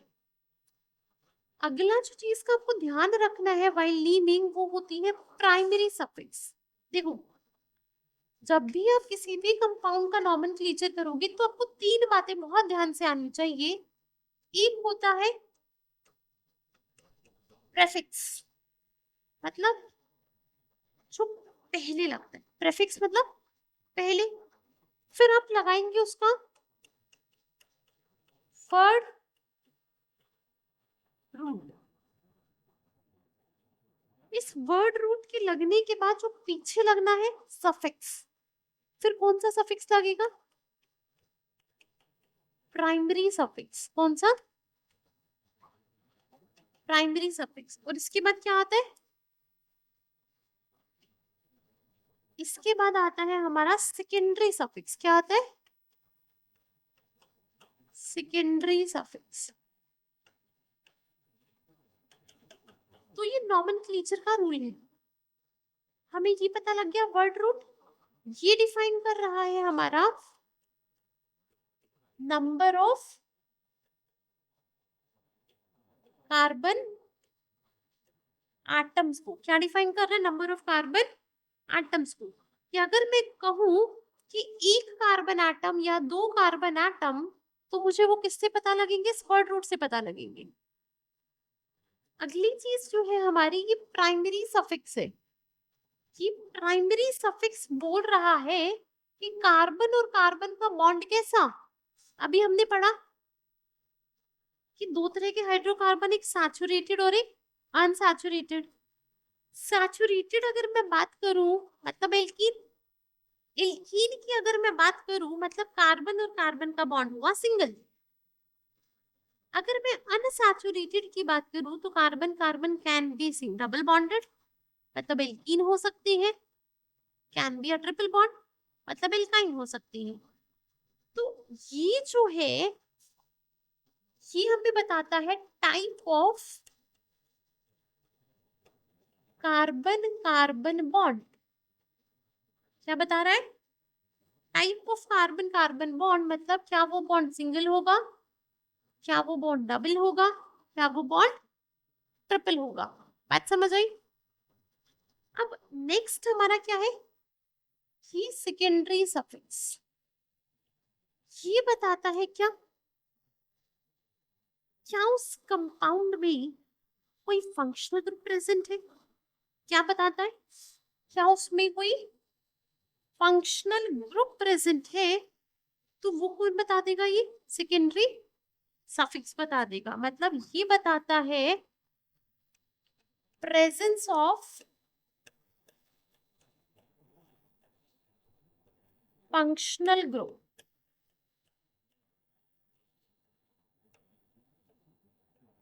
इन कंपाउंड।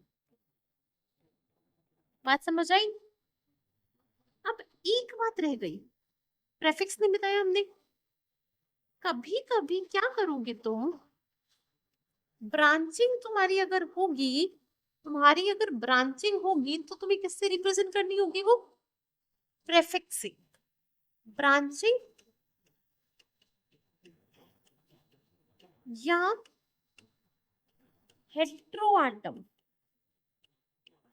जैसे हेलोजेंस की बात आ जाती है, जैसे क्लोरीन है, ब्रोमीन है, तुम्हारा आयोडीन है, तुम्हारा नाइट्रो ग्रुप है, ये सब लिखे जाते हैं किसमें, प्रेफिक्स में।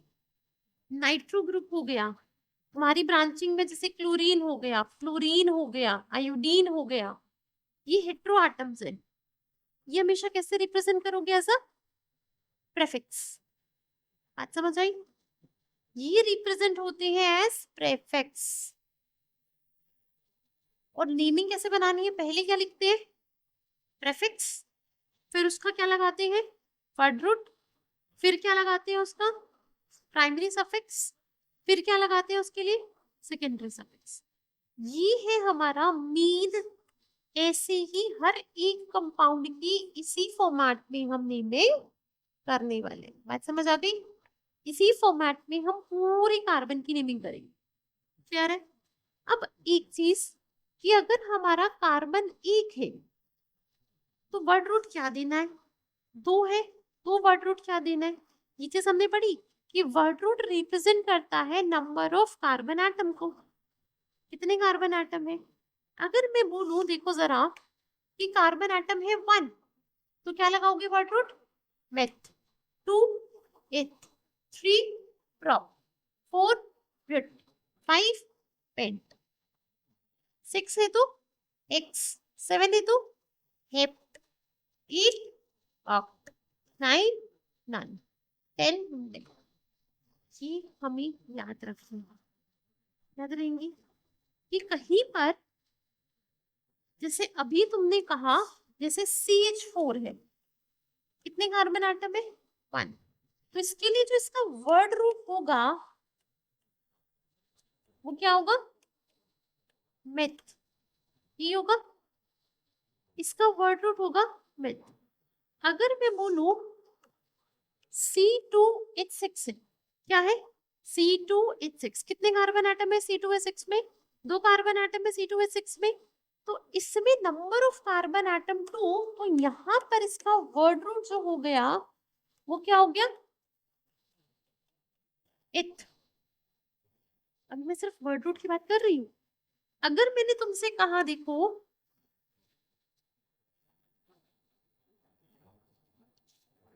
C2H4 है, इसमें वर्ड रूट क्या होगा?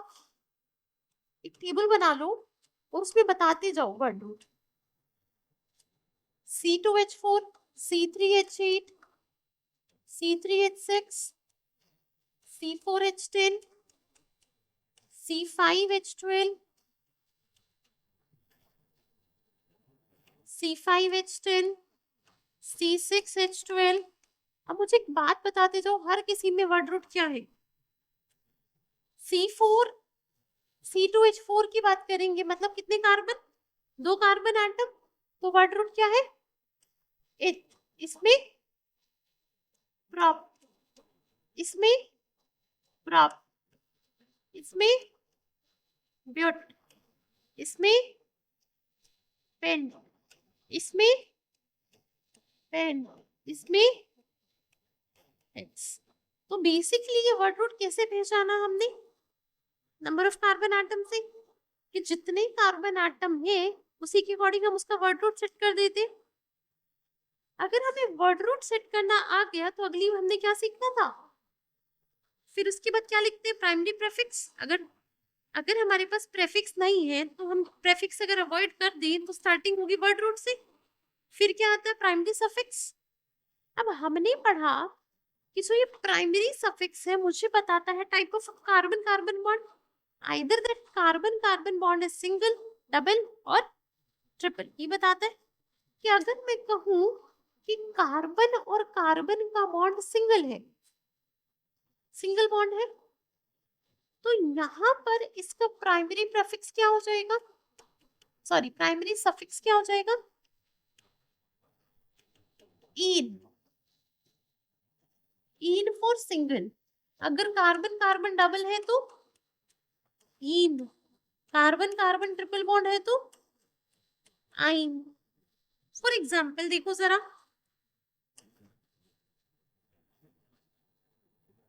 अगर मैं बात करूं तुमसे सिंपली CH4 की, CH4 में कितने कार्बन है? एक, मतलब इसका वर्ड रूट था मेथ प्लस, अगला क्या लेना है? Primary prefix. कोई फंक्शनल ग्रुप नहीं है इसमें, मिथ प्लस ईन, तो ये क्या बन गया? मीथेन। बात समझ गए? अगर मैं बात करूं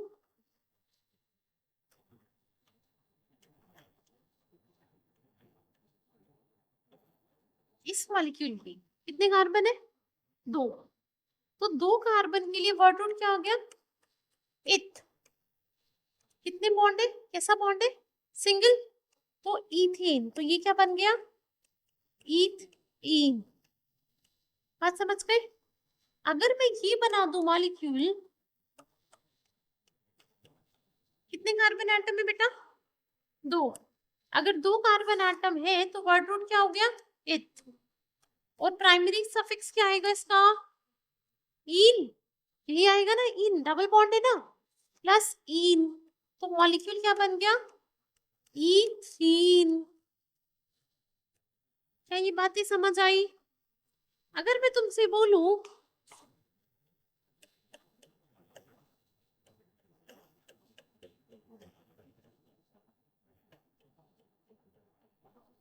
ये बताना कितने कार्बन? 4 कार्बन। 4 कार्बन मतलब ब्यूट प्लस बॉन्ड कैसा? Double, butene. अगर मैं तुमसे ये मॉलिक्यूल बोलूं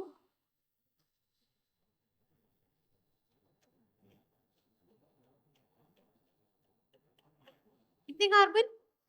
3, प्रॉप, कार्बन कार्बन का बॉन्ड कैसा? ट्रिपल, तो ये हो गया प्रोपाइन। बात समझ गए? तो बेसिकली हमें 2 चीज समझ आ गई, एक वर्ड रूट, एक प्राइमरी सफिक्स क्या होता है किसी भी नेमिंग में। क्या है? अब इससे अगला जो होता है वो क्या होता है इसका? Secondary suffix. अगला क्या होता है? Secondary suffix. अब एक बात बताओ, सेकेंडरी सफिक्स कैसे लिखते हैं किसी भी नेमिंग में? उसका फंक्शनल ग्रुप होता है सेकेंडरी सफिक्स। ये फंक्शनल वो भी पढ़ते हैं। अब देखो जिसमें अगर फंक्शनल ग्रुप नहीं है, मतलब नॉर्मल हाइड्रोकार्बन है, उसकी नेमिंग के लिए क्या रूल बनेंगे? पहला रूल देखो क्या कहता है, अगर मैं तुमसे बोलूं let's suppose CH3 CH2 CH2, इसका नेम कर लोगे क्या? कितने कार्बन? 5। कैसा बॉन्ड? Single, pentene.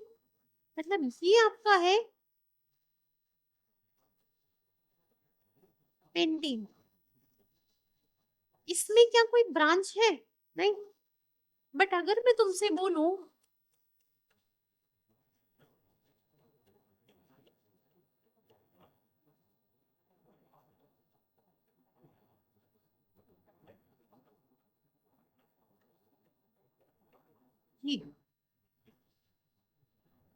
ये मॉलिक्यूल अगर आपके पास है तो देखो सर इसको कैसे डील करते हैं, बहुत ध्यान से देखना।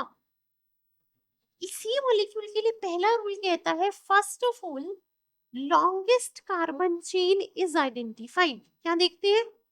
Longest carbon chain. बेटा जो ये लॉन्गेस्ट कार्बन चेन होती है, लॉन्गेस्ट कार्बन चेन, इसी को क्या बोलते हैं? इसी को नाम दे दिया जाता है, कहीं कहीं पे लिखा होगा पेरेंट चेन। क्या बोलते हैं इसको? पेरेंट चेन या मेन चेन। मतलब सबसे पहला काम आपका क्या? मेन चेन छांटना। क्या छांटना? या पेरेंट चेन छांटना है। और पेरेंट चेन सबसे लॉन्गेस्ट चेन को बोलते हैं जिसमें सबसे ज्यादा कार्बन इन्वॉल्व होते हैं। अब देखो इसकी अगर मैं बात करूं, ध्यान से देखना, कौन कौन सी चेन बनाएंगे? एक ये हो सकती है 1 2 3, 3 कार्बन की चेन। मतलब एक चेन हमारी ये बन सकती है ना? और एक चेन क्या बन सकती है? ध्यान से देखना, यहां से लो नंबरिंग 1 2 3 4 5, 5 कार्बन की चेन। मतलब एक चेन ये बन सकती है।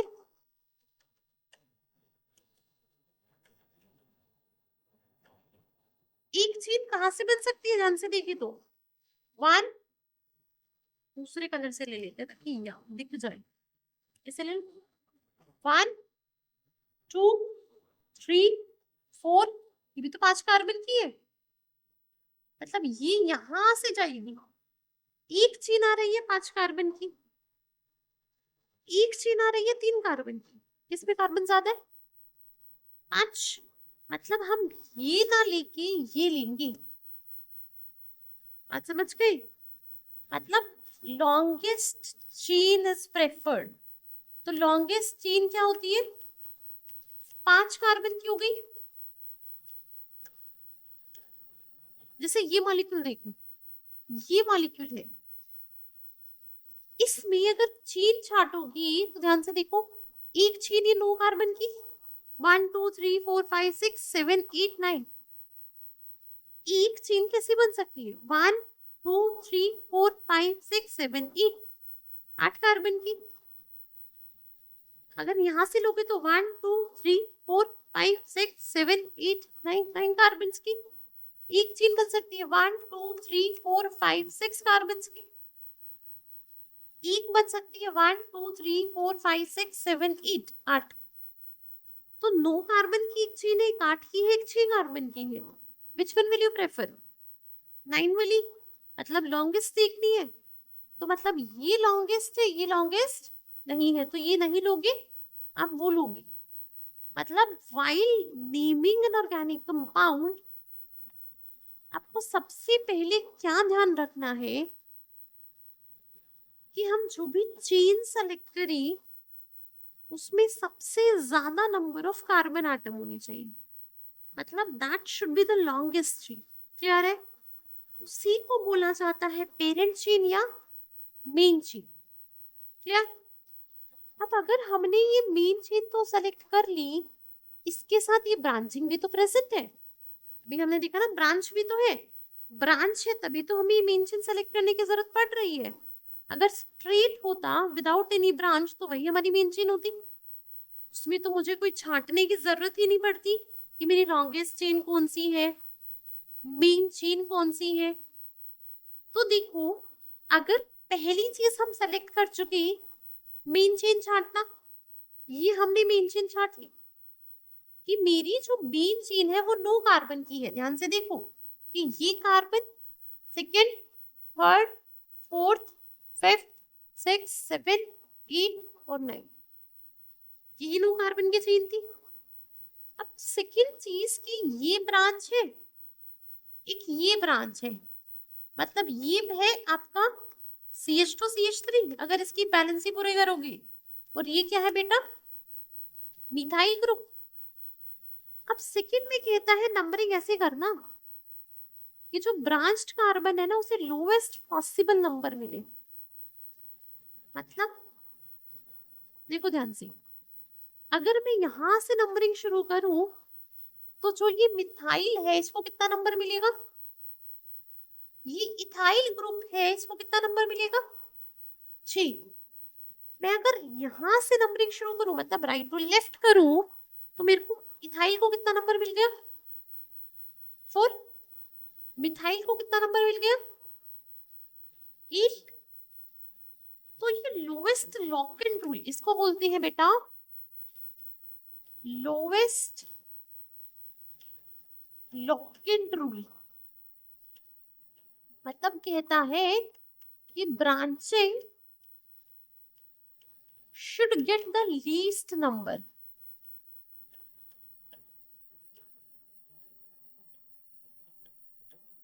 वो कैसे देखना है, इस ब्रांचिंग में कितना है 2 और 6, इसको ऐड करके देख लो। इस 2 + 6 करोगे तो टोटल कितना आएगा 8। मतलब इस नंबरिंग से चलिए तो आपका लॉकेंट आता है 8।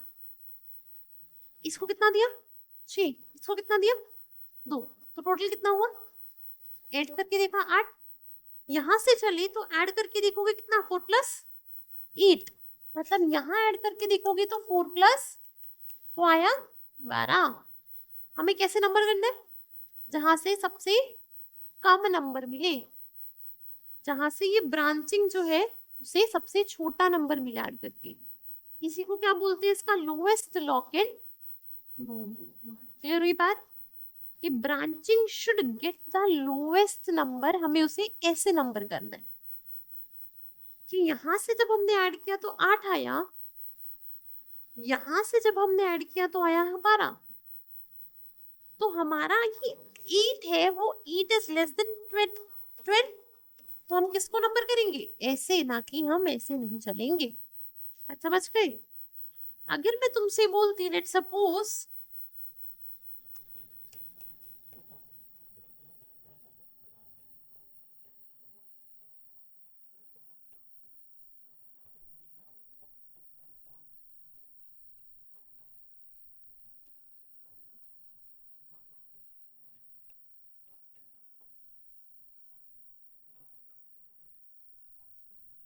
और यहाँ भी कार्बन,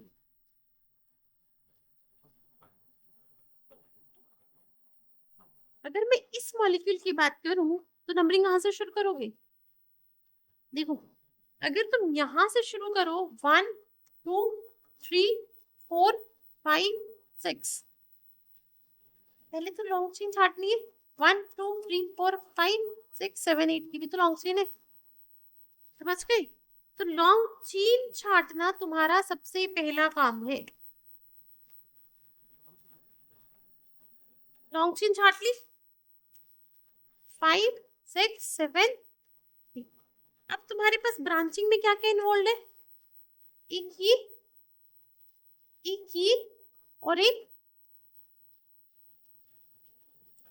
अब तुम नेमिंग कैसे करो, नंबरिंग कैसे करो, इधर यहां से शुरू हो जाओ 1 2 3 4 5 6 7 8। अगर यहां से शुरू हुई तो तुम्हारा लोकेन रूल क्या कह रहा है बताना, इसको मिला 3, उसको मिला 4, उसको मिला 5, मतलब 12।